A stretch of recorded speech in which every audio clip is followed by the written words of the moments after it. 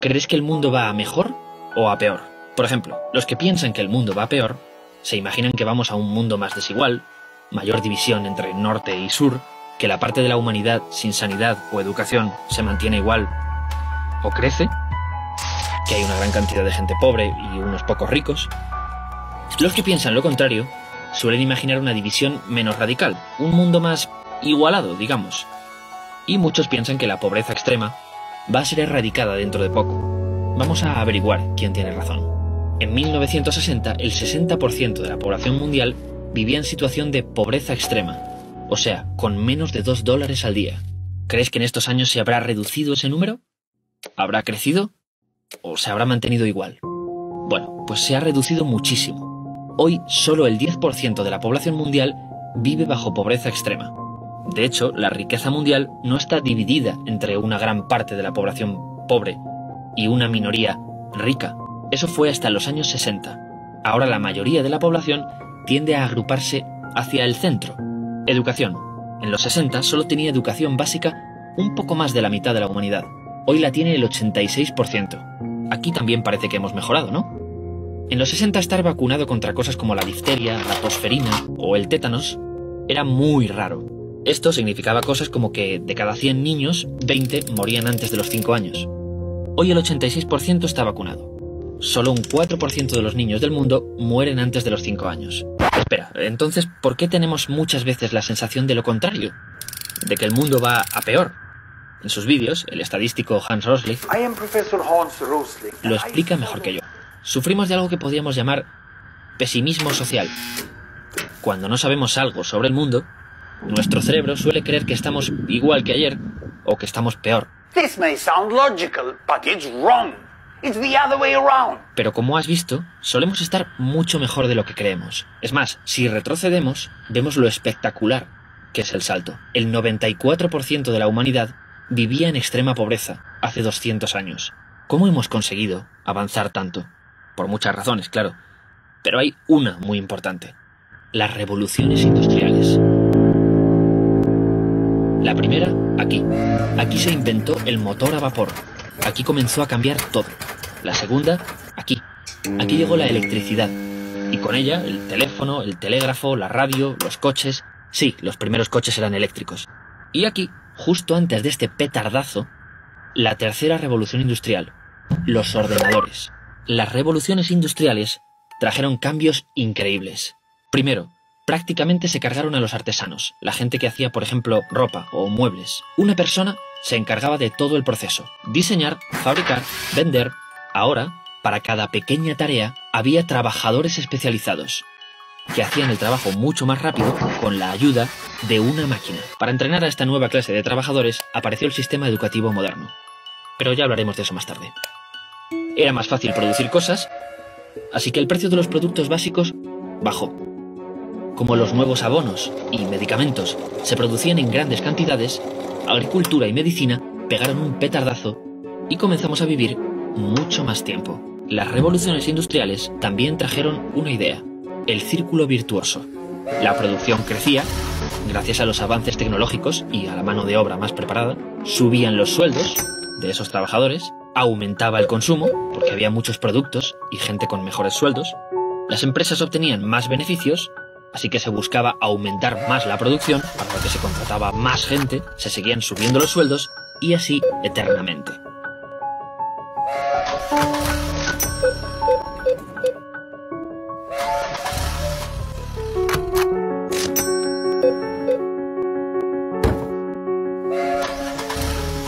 Este círculo virtuoso explica el nacimiento de la llamada clase media, el grupo en que todos podrían permitirse una casa, un coche y una televisión. Mis padres me lo definían como: no somos ni ricos ni pobres. La mayoría de la gente está en el medio. ¿Recuerdas? Ahora la mayoría de la población tiende a agruparse hacia el centro.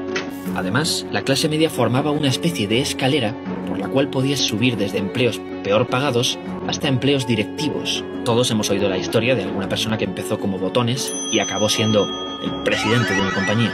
Pero mirando el círculo virtuoso, a alguien se le ocurrió otra manera de obtener beneficio sin tener que aumentar los sueldos de los trabajadores: deslocalizar, llevarse la localización de la fábrica a países donde los sueldos eran más bajos.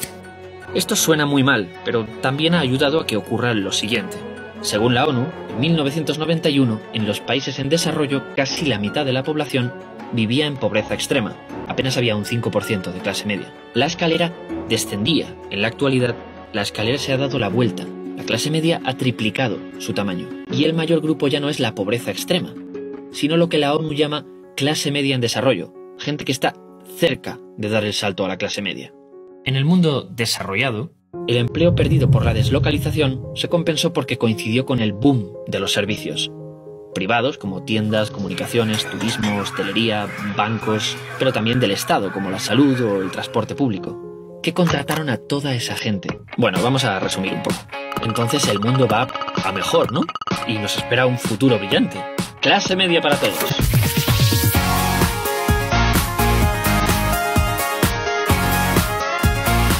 Si no lo ves es por el pesimismo social que afecta a tu pobre cerebro. ¿Es eso cierto? Lo era. Pero el círculo virtuoso funcionó muy bien durante la segunda revolución industrial. Y ya no estamos en la segunda. Tampoco en la tercera.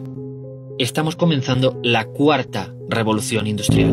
Recordemos, las 3 primeras revoluciones industriales crearon mucho trabajo especializado. Esta persona solo fabrica las puertas del coche, esta solo hace volantes, esta ensambla el chasis y esta se dedicaría a las ruedas. Y el repetitivo, que se realizaba con ayuda de máquinas. Pero ahora, en la cuarta revolución industrial, un tipo de máquina se ha hecho tan buena en ese trabajo especializado y repetitivo que ya no nos necesita. Los ordenadores. Las fábricas ya no son así. Se están convirtiendo en esto. Quizá piensas que esto no va contigo porque donde vives hace tiempo que no hay fábricas. Pero es que esto no ocurre solo en las fábricas. Cada vez generamos más información al día. Hoy tu móvil permite saber dónde estás, qué has comprado, qué has leído, con quién te has relacionado, pero también los electrodomésticos, los vehículos o los robots de las propias fábricas envían datos a las compañías sobre su estado, cuánto se usan, cómo se usan, lo que llaman Internet de las cosas. Hasta ahora, para procesar todos esos datos, hemos tenido departamentos de contabilidad, administración, marketing, mantenimiento, millones de personas haciendo trabajo especializado, repetitivo y de datos. Pero ahora tenemos a alguien al que le encanta el trabajo especializado, repetitivo, de datos, obedece ciegamente y no cobra un sueldo ni descansa. Bingo, los ordenadores. ¿Cuánto trabajo especializado y repetitivo hay en nuestra sociedad? Hay estudios como este de la Universidad de Oxford que dicen que en Estados Unidos un 47% del empleo es así, especializado y repetitivo. En países como España, estudios como este hablan de cifras en torno al 36%. Estamos diciendo que cerca de la mitad de nuestro empleo podría ser realizado por ordenadores. A esto lo llaman automatización del trabajo. Ahora, atención, la mayoría de ese empleo repetitivo y especializado se paga con sueldos de tipo medio, ni de ricos ni de pobres, o sea, clase media de libro. Al cargarnos el empleo repetitivo y especializado, estamos cargándonos la clase media, principalmente. Realmente los ordenadores no distinguen entre ricos y pobres. También se van a cargar empleo de clase alta. En medicina hay ciertas especialidades en las que se dedica mucho tiempo a comparar grandes cantidades de información de un paciente tras otro, tras otro, tras otro. Repetición, especialización y datos. Y ya sabes a quién le flipa esta mierda. Vale, de esto va el vídeo. De que los ordenadores, o robots, o algoritmos, o inteligencia artificial, o como los quieras llamar, nos van a robar el trabajo. No, no exactamente. Como recordarás, ya en la primera revolución industrial, las máquinas acabaron con los artesanos, pero crearon cientos de nuevos puestos de trabajo para manejarlas. Hay estudios como este que dicen que en los siguientes 4 años, la automatización destruirá 75 millones de empleos. La última gran crisis destruyó unos 30 millones. Pero creará 133 millones de empleos. En las fábricas desaparecen los trabajos rutinarios, pero se necesitará gente que supervise, programe o diseñe los robots. En el resto de empresas pasa lo mismo. Un programa de ordenador puede acabar con miles de puestos de trabajo, pero se necesitará gente para supervisar los programas y algoritmos y tomar las mejores decisiones. O sea, creamos nuevos puestos de trabajo y muy bien pagados. El problema es que requieren de un nivel de estudios también alto, y eso no se lo puede permitir todo el mundo. Pero no solo se necesita gente que dirija o supervise. En el otro extremo se está creando otro tipo de trabajo que los ordenadores aún no pueden hacer. A este trabajo puede acceder casi todo el mundo, pero es trabajo de mierda, de salarios bajos y extremadamente temporal. Piensa en los riders de comida rápida o en las apps donde la gente realiza tareas de todo tipo por 20 euros, lo que el profesor de economía Guy Standing llama el precariado. De esto va el vídeo. La automatización está creando un mundo que tiene, sobre todo, trabajos de salarios altos y de salarios bajos. Donde antes había una escalera que podías ir subiendo, aunque empezaras en un empleo de salario bajo, ahora va a haber un muro. De toda la gente que vaya quedándose fuera, los que puedan permitirse estudiar lo necesario para acceder a este tipo de trabajos, los conseguirán. El resto caerán aquí sin posibilidad de ascender. Esto se llama polarización. Dividimos a la sociedad en dos polos opuestos. Muchos estudios lo confirman. Los puestos de trabajo con sueldos bajos o altos son los únicos que crecen, mientras muchos de clase media están amenazados. Esto está ocurriendo en Europa, en Estados Unidos y en todo el mundo. Y la razón es que la mayoría de puestos de trabajo especializados y repetitivos, muchos de ellos basados en manejar datos, que están desapareciendo a causa de la automatización, están aquí, en el medio. Corremos el riesgo de volver a una sociedad más dividida, ricos y pobres, como la de antes de la revolución industrial. Esto es una puta catástrofe. ¿Recuerdas el círculo virtuoso? La clase media no solo sirve para comprar y que se produzca más, también sirve para pagar la mayoría de los impuestos con los que el país crea lo que se llama el estado del bienestar. Un sistema de salud para todos, pensiones, escuela pública, una paga de supervivencia para los desempleados. Si destruimos la clase media, estamos dinamitando la sociedad. Pero tengo buenas noticias. Ah, no, eso es después. No, tengo malas noticias. Quizá estás viendo este vídeo y no trabajas aún. Estás estudiando, preparándote para intentar conseguir un puesto de trabajo en ese futuro tan complicado.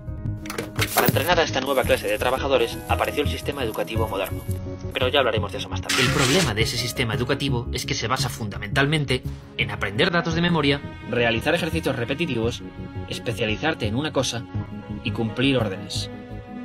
¿Crees que exagero? En 2017, en el test de acceso a la mejor universidad de Japón, un robot ya obtuvo mejor nota que el 80% de los estudiantes.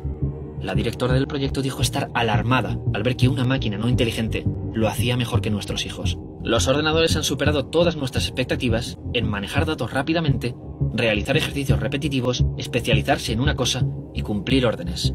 Y van a seguir haciéndolo. Cuando los creamos, pensamos que su potencia de cálculo crecería así. En realidad, está creciendo así. Hay quien dice que para 2030 superarán la capacidad de cálculo de un cerebro humano. Mientras tanto, seguimos empeñados en educar a los jóvenes memorizando datos, realizando ejercicios repetitivos, pidiéndoles que se especialicen en una cosa y que cumplan órdenes, preparándoles para trabajos que están a punto de desaparecer. A menos que formen parte de la sociedad que sí podrá permitirse la formación extra necesaria para estar aquí. Repito, es imposible competir con los ordenadores en esto. El problema no es la tecnología. El problema somos nosotros. Nos hemos estado preparando durante siglos para ser una especie de inteligencia artificial cutre. Pero, sorpresa, por fin ha llegado la auténtica inteligencia artificial. Entonces, ¿este es el mensaje del vídeo? ¿Que hasta ahora habíamos ido bien, pero que la cuarta revolución industrial nos lleva al desastre? Prefiero que te esperes para sacar conclusiones. Todo lo que te he dicho tiene una cara oculta y necesito que la conozcas. Bueno, ya. Si esto es verdad, estamos hablando de una bomba a punto de explotar. ¿Por qué no están todos los políticos hablando de ello? La razón tiene hasta un nombre. Se llama la ventana de Overton. La ventana de Overton es una teoría que dice que en cada época solo hay espacio, o ventana, para debatir una cierta cantidad de temas. Todo lo que está fuera de esa ventana se considera peligroso, estúpido o una paja mental. Por ejemplo, en la antigua Roma no había espacio para hablar de abolir la esclavitud. Tenían una razón. Abolir la esclavitud implicaba destruir la economía romana, porque su base eran los esclavos. Hubo que esperar 1000 años para que la ventana se abriera y se pudiera hablar de abolir la puta esclavitud. Sí, la llegada de las máquinas ayudó bastante a dejar de esclavizar a personas. Hoy no hay ventana para hablar del empleo del futuro y los ordenadores. ¿Por qué? Porque este es un problema que aún se puede ignorar. ¿Explotará en nuestra cara de aquí a los próximos 20 años? ¿30? ¿A quién va a afectar, principalmente? A la gente que ahora es más joven. Hasta los años 60 la mayoría de la población eran hombres y mujeres jóvenes, menores de 40. Había poca gente mayor. Esto es lo que se llama pirámide de población. La base de la sociedad era la gente joven. Los partidos políticos se fijaban mucho en los problemas de la gente joven porque allí había muchos votantes. Pero nuestras sociedades cada vez tienen menos jóvenes y más gente mayor. Cada vez tenemos menos hijos y vivimos más. Ahora la mayoría de la gente es mayor de 40. Y eso no va a cambiar. Para 2050 le habremos dado la vuelta a la pirámide. La base no serán los jóvenes, serán los mayores. Por eso hoy los políticos buscan el voto aquí, que es donde más gente hay, y prometen soluciones a sus problemas. ¿Por qué no hablan de algo que va a afectar a la gente que ahora es joven? Porque hay muchos menos votantes de esa edad. Por otra parte, no es tan malo que los políticos no hablen de estos temas. Cuando un partido es el primero en hablar de un tema, suele politizarlo. ¿Qué puñetas significa esto? Pues que la automatización del trabajo podría convertirse en algo de izquierdas, algo que se han inventado los comunistas, o algo de derechas, inventado por los neoliberales para no hablar de las verdaderas causas del paro. O peor aún, que algún extremista lo convierta en algo de los jóvenes contra los mayores. Eso aún no ha sucedido, así que aún puedes escuchar este vídeo seas de izquierdas o de derechas, más joven o más mayor. Y eso es una oportunidad. Vale. Notarás que en este vídeo me estoy centrando demasiado en lo que las máquinas son capaces de hacer bien. Y lo que nosotros somos capaces de hacer bien. En el siglo XIX, cuando apareció nuestro sistema educativo, no podíamos responder a esa pregunta. Porque no sabíamos bien cómo funcionaba el cerebro. Ahora tampoco lo sabemos totalmente, pero sí lo entendemos mucho mejor. Y sabemos que, 1. No podemos simplemente meter datos en el cerebro. O se nos olvidan casi todos después de un examen. El cerebro necesita ayuda para tragarse los datos. Estímulos. Los mejores estímulos son emociones. La sorpresa o la felicidad hacen aparecer en nuestro cerebro la dopamina, que nos ayuda a aprender y a relacionarnos con otros humanos. 2. Realizar ejercicios repetitivamente hasta que creamos un hábito no tiene por qué ser malo, pero las máquinas son mucho mejores que nosotros con lo repetitivo, lo predecible. Sin embargo, algo que se les da de culo es manejar lo impredecible. Para hacer su trabajo, un robot necesita que todo ocurra como se espera. De lo contrario, no tendrá ni idea de qué hacer. Un humano puede improvisar. Se nos da bien. Pasa lo mismo con la especialización. No es mala de por sí. Pero algo que de momento solo somos capaces de hacer los humanos es lo contrario.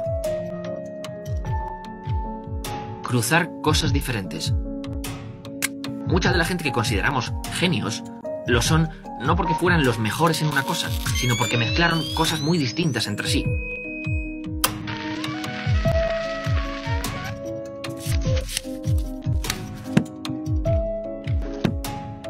La mayoría de los premios Nobel son muy buenos en esto, pero también tú.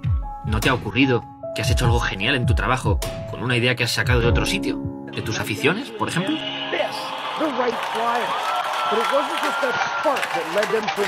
4. Sobrecumplir órdenes. A veces hay que hacer lo que toca hacer. Si no, no funcionaría el mundo. Sin embargo, nunca podremos ser mejores que una máquina en cumplir una orden. Si la máquina tiene electricidad, siempre obedece. Pero nosotros tenemos una cosa muy rara, el pensamiento crítico.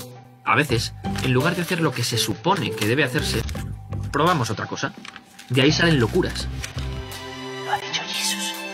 Pero también avances increíbles. ¿Por qué no se nos entrena en usar el pensamiento crítico? Un apunte más. Nuestra educación es competitiva. Da mucha importancia a las notas, convierte a los alumnos en unidades desconectadas que compiten entre sí para ver quién es mejor en esto. Pero el psicólogo David Kolb dice que somos muy diferentes para ponernos a competir en clase. Algunos son buenos con la teoría y los libros, sí, pero otros aprenderían mejor observando lo que ocurre a su alrededor. Otros necesitarán más de emociones y creatividad. Y otros aprenderán mejor haciendo cosas en el mundo real. Kolb descubrió algo increíble, observando los distintos tipos de aprendizaje. Nos complementamos. Hay pruebas de que los equipos que incluyen a personas con distintos perfiles funcionan mejor. Casi parece que estamos diseñados para ayudarnos. Podría seguir jugando a los contrarios durante una hora, pero creo que se capta la idea. Llevamos 200 años educándonos al revés de cómo nos funciona la cabeza. Es natural que los ordenadores nos estén quitando las tareas que son de datos, repetitivas y especializadas. Son rasgos propios de una máquina. Y nosotros tenemos un límite natural en lo buenos que podemos ser aquí. Los ordenadores, no. Pero en esto, la inteligencia humana, no tenemos competencia.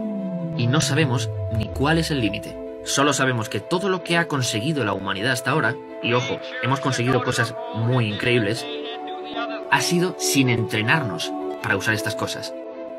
Todo lo hemos conseguido haciendo de robots cutres. ¿Qué conseguiríamos si nos entrenasen en usar estos superpoderes? Aparte, ¿tiene sentido seguir compitiendo con la máquina en cosas que ni siquiera se nos dan bien? ¿No sería mejor que nos liberasen de estas tareas y poder dedicarnos a ser mejores humanos? Ojo, somos complementarios. Dos humanos trabajando así no sumarían, se multiplicarían el uno al otro.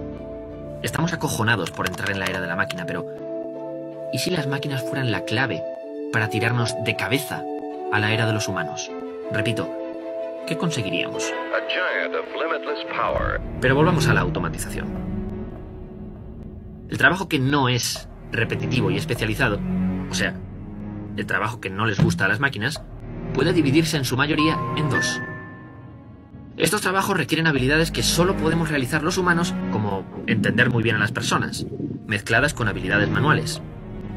Ejemplos podrían ser camareros, trabajadores del hogar, cuidadores de niños o personas mayores, de los que cada vez habrá más, o un peluquero. Mezclar lo físico y mental no es para las máquinas, que funcionan mejor especializándose en una cosa. Además, en ciertas de estas tareas preferís ver a humanos que a máquinas. El problema, como ya te dije, es que aunque estas tareas son bastante especiales, solo podemos hacerlas nosotros, las pagamos de culo. Los trabajos que pagamos bien son estos otros, que además de capacidades del cerebro humano, como saber liderar un equipo, requieren un alto nivel de estudios. Aquí también hay menos riesgo de automatización, porque el futuro son humanos apoyados por máquinas. Ejemplo, los cirujanos humanos, además de saber mucho del cuerpo humano, tienen capacidades tan importantes en una operación como manejar lo imprevisible. Y si además usan brazos robóticos, pueden realizar operaciones mucho más complicadas. Esto es interesante, no es solo que las máquinas puedan liberarnos aquí, también pueden hacernos llegar más lejos aquí. Bien, sabemos que una cantidad dramática de este trabajo va a destruirse. De la gente que vaya quedándose fuera, algunos tendrán el nivel de estudios necesario para pasar aquí, pero seguramente la mayoría iría a parar aquí. Para no dividir la sociedad en dos y no perder la clase media que tanto nos ha costado conseguir, ¿qué hacemos? ¿Obligamos a pagar mejor estos trabajos, ya que no hay ningún ordenador capaz de hacerlos? Hay expertos que dicen que quizás sería necesario dar un sueldo básico a toda la sociedad, para que si la automatización te deja en la calle, no cojas el primer trabajo de mierda que encuentres y puedas estudiar y reciclarte en algo mejor pagado. Sin embargo, ni esos expertos se ponen de acuerdo en de dónde saldría el dinero para algo así. Hasta se ha llegado a proponer que los robots paguen impuestos para sostener el estado del bienestar. Pensiones, escuela pública, una paga de algo complicado, porque ¿qué es un robot? ¿Un brazo mecánico? ¿Programas de contabilidad? ¿Una app de música es un robot? La realidad es que no acabar dividiendo la sociedad en dos es un reto muy difícil. Para acabar, ¿te acuerdas de esto? Preparándoles para trabajos que están a punto de desaparecer. Este es otro de los mayores problemas de nuestro sistema educativo, la empleabilidad. El sistema educativo está preparando a los jóvenes para el empleo que hay hoy, pero mientras estudian, el mundo cambia y quizá cuando salgan a trabajar, el empleo para el que los hemos preparado ya no existe. Sin embargo, lo que sí habrá serán empleos que no existían cuando empezó a estudiar, como biohacker o policía meteorológico. Hay tantas dudas sobre el empleo del futuro que se leen cosas como que el 65% de los empleos que ocuparán nuestros niños aún no se ha inventado. Otros dicen que el 75%. En realidad, nadie tiene ni puta idea, pero la pregunta es clara. ¿Cómo vamos a prepararte hoy para algo que no aparecerá hasta dentro de 10 años? Este estudio lo que ha hecho ha sido examinar las habilidades que te piden en más de 900 trabajos y han identificado las 10 que más están creciendo. ¿Sabes cuáles son algunas de ellas? 1. Comprender las reacciones y emociones de los demás. 2. Resolver problemas que no hayan ocurrido antes. 3. La creatividad, o sea, ser capaz de generar ideas nuevas. 4. La capacidad de complementarse con personas que piensan distinto. Y sorpresa, el pensamiento crítico. Tal cual. Y el estudio dice que el top 3 para 2020 será este. ¿Cómo están tan seguros? Pues porque nadie sabe cómo serán los ordenadores del futuro. Pero sí sabemos cómo serán los humanos del futuro. Así. Estas habilidades nunca pasarán de moda. ¿Pero a ti te las han enseñado? Porque a mí no. Vale. O sea que no solo estamos enseñando a la gente a ser robots cuando ya tenemos robots. No solo no estamos enseñando las habilidades que se nos dan bien a los humanos. Es que las únicas habilidades que sabemos seguro que se necesitarán en el futuro son esas. Además, si te fijas, este vídeo son básicamente preguntas. ¿Cuánto tiempo tenemos para evitar esa sociedad polarizada? ¿Cuánto empleo se destruirá? ¿Cuánto se creará? ¿Será de calidad o de mierda? ¿Qué ocurrirá si se rompe el círculo virtuoso? Pero a estas preguntas no podemos contestar solo con datos. No son preguntas de lógica o matemática, sino que tocan precisamente aquello que nos hace humanos. ¿Cómo protegeremos a la gente? ¿Qué consideras justo? Se necesitan humanos para responder a ese tipo de preguntas. ¿Dónde están esos humanos? Desperdiciados, programados para hacer de robots. Encima, esta información puede ser peligrosa. En malas manos puede convertirse en un discurso contra las máquinas. Y no habríamos conseguido nada de esto sin máquinas. Es evidente que un vídeo no puede responder a tantas preguntas, pero sí hay algo que puede hacer. ¿Recuerdas la ventana de Overton? Mientras hablo, esa ventana sigue cerrada. Los políticos, la gente a la que elegimos para que resuelvan los grandes problemas, no están hablando de esto. Nos toca a nosotros pedirles que lo hagan.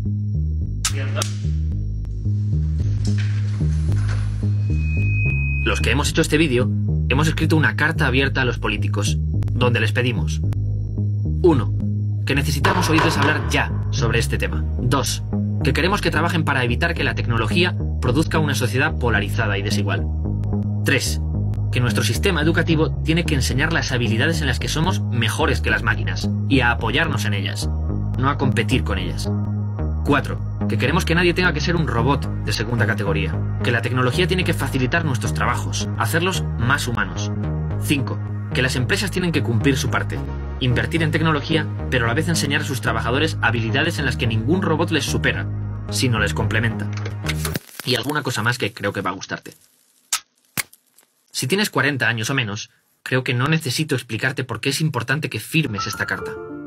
Te vas a comer esto y no estás preparado. Ninguno lo estamos. Si eres mayor de 40 años, podría chantajearte y decirte que este es el futuro que le espera a tus nietos, hijos o sobrinos. O que quizá te quedes sin jubilación si la mitad de nosotros nos vamos al paro y no podemos pagar impuestos. Pero eso es difícil de afirmar con seguridad. Tengo que ser honesto. Sin ti, no nos van a escuchar. Ahora mismo a los políticos les preocupa mucho conseguir vuestro voto. Se tarda 1 minuto en firmarla. Nosotros nos encargamos de hacérselo llegar. ¿Recuerdas la pregunta inicial? Era: ¿cómo crees que será el futuro? En 1820, la mujer no podía votar, la mayoría de los hombres tampoco. Existía la esclavitud, los niños trabajaban en fábricas, las jornadas eran de 50 horas semanales, no existía la seguridad social. No todos tenían fe en que esas cosas cambiaran, pero ocurrió lo impredecible.